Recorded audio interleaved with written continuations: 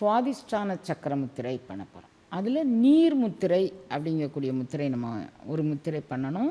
இப்போ இடது கையை எப்படி வச்சுருக்கிறீங்க, இடது கை எப்படி வச்சுருக்கிறீங்க, வலது கை பெருவரில் இந்த முத்திரையால் அடிவயிற்று பகுதியில் இருக்கக்கூடிய எல்லா பிரச்சனைகளும் ஆண் பெண் இருபாலருக்கும் செரிமான உறுப்புகள் நன்றாக வேலை செய்யும். சாலச் சிறந்த முத்திரை அப்படி.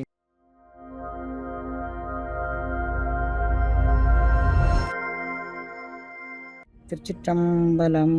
மூர்த்தி தலம் தீர்த்தம் முறையாய் தொடங்கினர்க்கு வார்த்தை சொல்லச் சற்குருவும் வாய்க்கும் பராபரமே என்று தாய்மானவர் வழிகாட்டுதலோடு அன்னையின் காசி யாத்திரை அமைந்திருக்கிறது. முதலில் அயோத்தி வாழ் வீர சத்திரிய பரம்பரையில் அவதரித்து தர்ம வழியில் வாழ்ந்து காட்டிய சூரிய வம்சத்தின் குலதெய்வம் ஸ்ரீராமரின் திருவடியை தரிசிக்கிறோம். நமது சனாதன தர்மத்தில் காசி யாத்திரை ஒரு ஆணிவேராக உள்ளது. பிரயாகையில் முண்டம், காசியில் தண்டம், கயையில் பிண்டம் என்று நம்முடைய சம்பிரதாயம் குறிப்பிடுகின்றது. அலகாபாத் அதாவது தேவ பிரயாகையில் கங்கை, யமுனை, சரஸ்வதி என்ற நதிகள் சங்கமிக்கும் திருவேணியில் நீராடியவன் வேணிதானம் கர்மகாரியம் செய்கிறோம். அதன்பின் காசியில் உள்ள கங்கையில் நீராடி சிரார்த்தம் தானம் செய்து விஸ்வநாதரை தரிசிக்கிறோம். அன்னை அவர்கள் தவச்சாலையில் நிகழ்த்தும் மாதாந்திர பௌர்ணமி யாகம் இம்முறையில் காசியில் நடக்க இருக்கிறது. நவம்பர் 5 கங்கை நதிக்கரையில் உலக நன்மைக்காக வேண்டி அகண்ட பாரதம் அமைய சங்கல்பம் மற்றும் வேல்மாறல் யாகம் நடக்கும். மேலும் நமது அகப்பகை மற்றும் புறப்பகையை மறக்கச் செய்து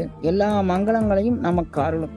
காசியிலிருந்து 10 கிலோமீட்டர் தொலைவில் உள்ள சாரநாத் கோயில் புத்தர் ஞானம் பெற்ற அந்த இடத்தை நம்ம தரிசிக்க போகிறோம். இந்த மனநிறைவோடு கயா செல்கிறோம். அங்கு முன்னோருக்கு திதி தர்ப்பணம் செய்து பிண்டமிட்டு வழிபடுகிறோம். இதன்பின் நாம் அனைவரும் கல்கத்தாவை நோக்கி பயணிக்கிறோம். அங்கு வேலூர் மடத்தில் சுவாமி விவேகானந்தர், ராமகிருஷ்ண பரமஹம்சர் மற்றும் சாரதாதேவி அம்மையார் அவர்கள் ஆற்றிய சமுதாய தொண்டை உணரும் வண்ணம் அவர்களின் சுவாசத்தை உள்வாங்கி தியான பயிற்சியில் ஈடுபடுகிறோம். மேலும் ராமகிருஷ்ண பரமஹம்சர் வணங்கிய காளிதேவியின் திருவடியை தரிசிக்கிறோம். இதற்கு அடுத்ததாக புண்ணிய பூமியான ஜெகநாதர் கோயில் அமைந்திருக்கும் பூரி நகரை நோக்கி நாம் பயணிக்கிறோம். ஸ்ரீ ஜெகநாதர் திருவடியை தரிசனம் செய்துவிட்டு நிறைவாக ராமேஸ்வரம் நோக்கி நாம் பயணிக்கிறோம். ராமேஸ்வரம் ராமநாத சுவாமி தரிசனம் மற்றும் தனுஷ்கோடியில் அனுமன் சுவாமிகள் ஸ்ரீ ராமருக்கு அமைத்த ராமபாலத்தின் தொடக்கத்துக்கு சென்று எது எமை பணிகொடுமாறு அது கேட்போம் என்று நாமும் வேண்டிக் கொள்கிறோம். இந்த யாத்திரையின் மூலம் நம்மை குரு அருளுக்கும் திரு அருளுக்கும் உகந்த பாத்திரமாக மாற்றி எந்நாளும் இன்பமே என்று வாழ நாம் அனைவரும் பங்கு பெற்று பலனடைவோம்.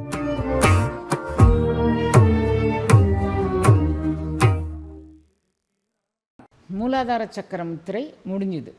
அடுத்து இப்போ சுவாதிஷ்டான சக்கர முத்திரை பண்ண போகிறோம். அதில் நீர் முத்திரை அப்படிங்கக்கூடிய முத்திரை நம்ம ஒரு முத்திரை பண்ணணும். அப்புறம் சுவாதிஷ்டான சக்கர முத்திரைனே ஒரு முத்திரை இருக்குது, அந்த முத்திரையும் பண்ண போகிறோம். நீர் முத்திரை வழக்கம் போல் நீர் முத்திரையில் போய் பாருங்கள். எப்போவுமே முத்திரை செய்யும்போது அந்த நுனிப்பகுதி தான் தொட்டு கொண்டிருக்கணும். அது மாதிரி நீர் முத்திரைக்கு அந்த நுனிப்பகுதி தொட்டுக்கிட்டு இருக்க மாதிரி வச்சா ஒரு வடிவம் அமைப்பு உருவாகும். அந்த அமைப்பில் வச்சுக்கோங்க கையை, அதுதான் சிறந்தது. இது நீர்முத்திரை. இதில் இருந்துட்டால் நீர்முத்திரையினுடைய பலன் உங்களுக்கு எல்லாமே தெரியும். அது இயக்கம் எங்கே அப்படிங்கிறத நீங்கள் புரிஞ்சுக்கணுங்கிறதுக்கு நான் மீண்டும் உங்களுக்கு சொல்கிறேன். நீர்முத்திரை சுவாதிஷ்டான சக்கரத்தில் சரியாக இயங்கும் ஒரு முத்திரை. இப்போ அந்த முத்திரையை பாருங்கள். இப்போ இடது கையை எப்படி வச்சுருக்கிறீங்க, இடது கை எப்படி வச்சுருக்கிறீங்க, வலது கை பெருவரில் இல்லை, இடது கை ஆட்காட்டி விரலுக்கு கீழே வலது கை ஆட்காட்டி விரல் இருக்கணும். இது மாதிரி வச்சுக்கோங்க. ரெண்டாக வச்சுருக்கீங்களா? இப்போ ஏனைய விரல்கள் ஒன்றை ஒன்று பின்னி கொண்டிருக்கிற மாதிரி வச்சுக்கணும். இவ்வளோதான். இடது கை ஆட்காட்டி இடது கை ஆட்காட்டி விரலுக்கு மேலே வலது கை நெடுவிரல், அது பேர் நடுவிரல் அப்படின்னு சொல்லலாம். வலது கை நடுவிரல் இடது கை ஆட்காட்டி விரலுக்கு மேலே இருக்குது. வலது கை ஆட்காட்டி விரல் இடது கை ஆட்காட்டி விரலுக்கு அடியில் உள்ளது. இவ்வளோதான் இந்த முத்திரையினுடைய அமைப்பே. இந்த ரெண்டு இடது கை ஆட்காட்டி விரலும் வலது கை ஆட்காட்டி விரலும் வலது கை நடுவிரலையும், அவ்வளோதான் இந்த முத்திரை. மீதிய விரல்களை நம்ம பொத்திக்கிறோம். இப்போ பாருங்கள், இந்த கட்டை விரல் இருக்குது பாருங்கள், அது சுவாதிஷ்டான சக்கரத்தில் இருப்பது போல் ஒரு பாவனை வச்சுக்கணும். அது மாதிரி நீங்கள் வச்சுட்டு உங்களுடைய மனம் மிக ஆழமான மூச்சு விட்டுக்கணும். முத்திரை நகலாமல் பார்த்து கொள்ள வேண்டும். எப்போதுமே கை விரல்களில் இந்த முத்திரையில் இது மாதிரி ஒரு முக்கோண வடிவம் அமைதுன்னு வச்சுக்கோங்களேன். 2 கைகளும் சேர்ந்து செய்யும்போது மூளையில் அவை சாலச் சிறந்ததாக வேலை செய்கின்றது. இந்த 2 கைகளையும் சேர்ந்து செய்யும் எல்லா முத்திரைகளும் சங்கினி நாடியில் தொடர்பு கூடையது. அது வந்து மூலாதாரத்திலிருந்து புறப்பட்டு உச்சந்தலை போய் இன்னும் சில பல முத்திரைகள் செய்யும்போது அதை கடந்து நிராதாரத்திற்கும் போகக்கூடிய ஆற்றல் உடையது.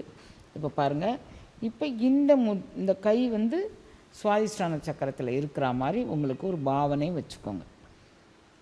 இவ்வளோதான். மூச்சை கவனிங்க, முத்திரையை கவனிங்க. உண்மையிலேயே யோகம் பயிலணும் அப்படின்னா உங்களுக்கு விருப்பம் இருந்ததுன்னா சுவாதிஷ்டான சக்கரத்தை இயக்குவதற்கு நீர் முத்திரையும் சுவாதிஷ்டான சக்கர முத்திரையும் நீங்கள் ஒரு நாளைக்கு 1 மணி நேரம், நீர் முத்திரை 1 மணி நேரம், சுவாதிஷ்டான சக்கர முத்திரை 1 மணி நேரம், இது 2ஐயும் பயன்படுத்தினீர்களேயானால் இந்த நிலையில் உங்களுக்கு அனுபவப்படலாம். அது மாதிரி வச்சுக்கோங்க.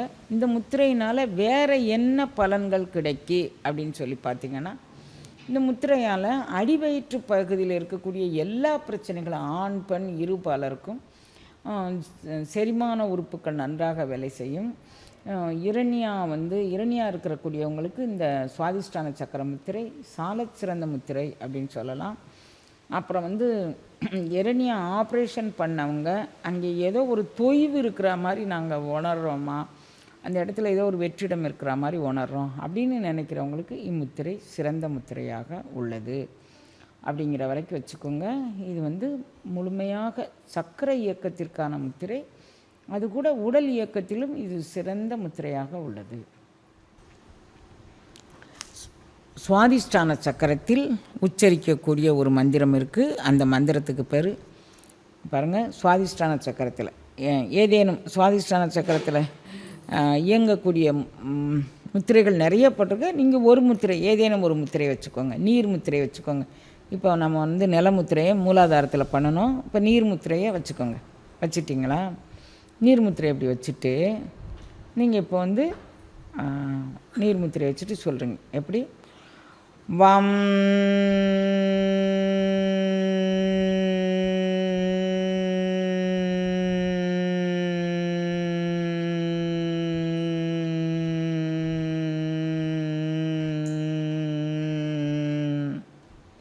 மீண்டும் சொல்கிறேன் குழந்தைங்களா. மூலாதாரத்தில் லம், சுவாதிஷ்டானத்தில் வம் அப்படின்னு சொல்கிறோம். சரியா? மீண்டும் உங்களுக்கு ஒரு முறை உச்சரித்து காமிக்கிறேன். வம்